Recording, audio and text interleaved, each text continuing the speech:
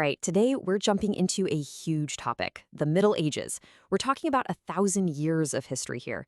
And, it's so easy to just picture knights, castles, maybe a dragon or two, but it's so much more than that.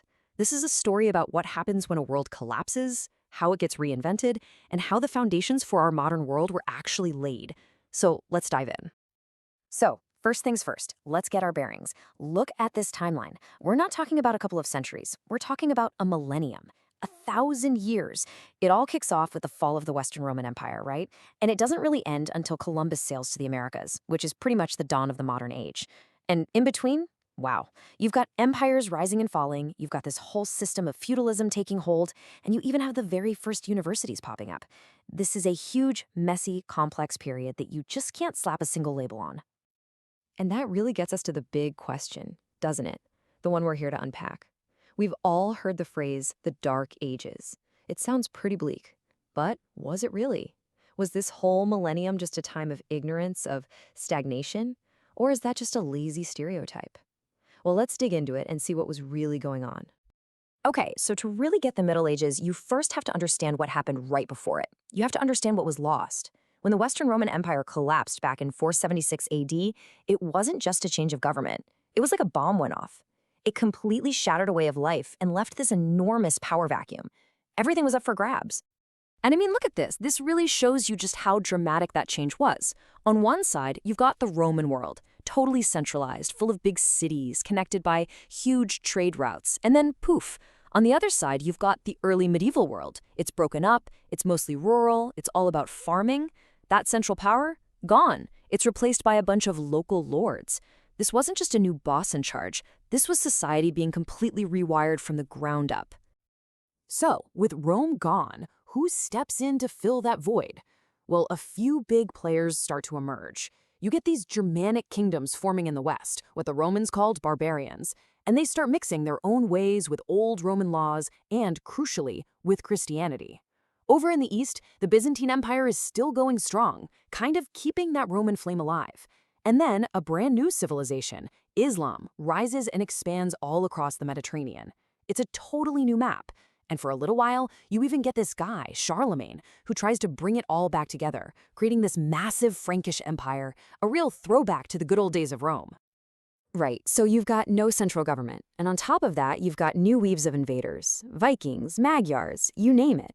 It's a pretty scary and insecure time to be alive. People needed protection. They needed some kind of structure. And out of that need, a new system was born. That system was feudalism. And it's pretty much the defining feature of the whole medieval world. And here's the thing about feudalism. At its heart, it was a deeply personal system. I mean, forget about things like nations or citizenship. That didn't really exist. This was all about a direct deal, a promise between two people. A lord would offer a piece of land and protection, and in return, his warrior, the vassal, pledged his loyalty and his sword. It created this really complicated web of personal promises that somehow held the whole society together.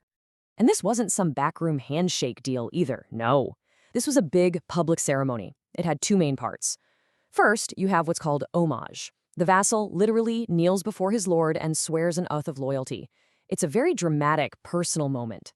Then, the lord performs investiture, where he gives the vassal a fief, which is usually a chunk of land. And that land is the physical symbol of their agreement. It's a done deal. So what did the vassal have to do in return for that land? Well, it all boiled down to this Latin phrase, auxilium et consilium. Auxilium basically means aid, and that mostly meant showing up with your armor and sword when the Lord called, military service.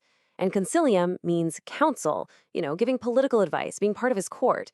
It was meant to be a two-way street, a relationship with duties on both sides. Okay, so we have this fragmented world, right? Held together by these personal promises. And yeah, you might still be thinking, this still sounds kind of dark. But here's where the story gets really interesting. Because while all this feudal stuff was going on, there were these little sparks of innovation, of learning, that were being carefully protected and nurtured. And this is the stuff that really, really challenges that whole Dark Age idea.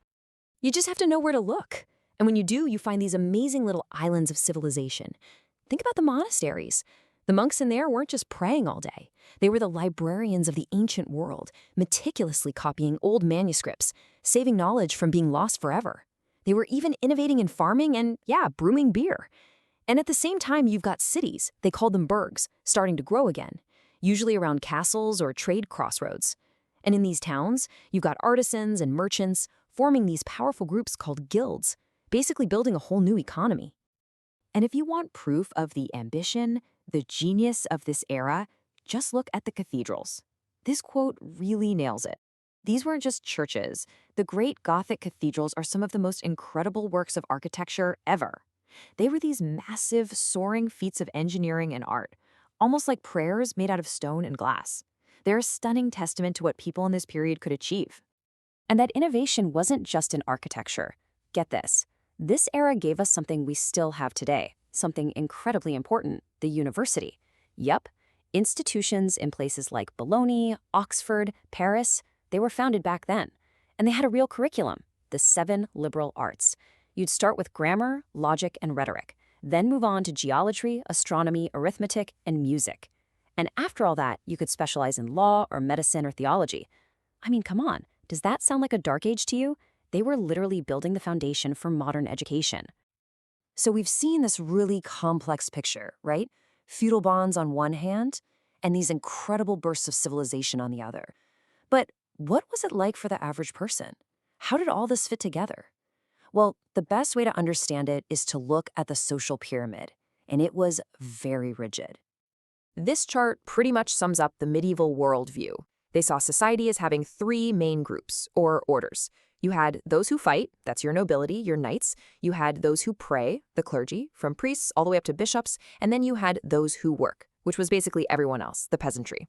And notice how the church and the secular lords form these parallel ladders of power, but they're both standing on the same base.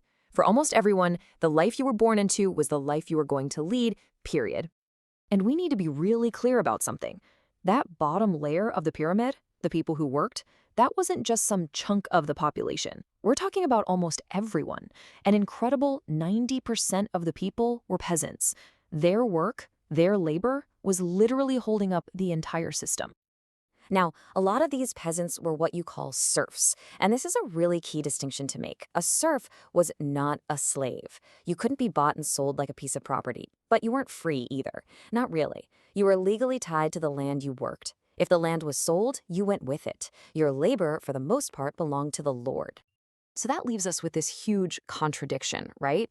A society that's incredibly innovative on one hand, building universities and these breathtaking cathedrals, but at the same time, it's unbelievably rigid and built on massive inequality. So how on earth was a system like that justified? The answer, in a word, was faith. The church taught that this social order, this pyramid, was God's will. Your place in it was divinely ordained. This life was just a test, and your real reward was in the afterlife. So was it a dark age? The answer is clearly no. But it was a profoundly different world, one built on faith, on duty, and on a way of seeing the universe that's pretty hard for us to even wrap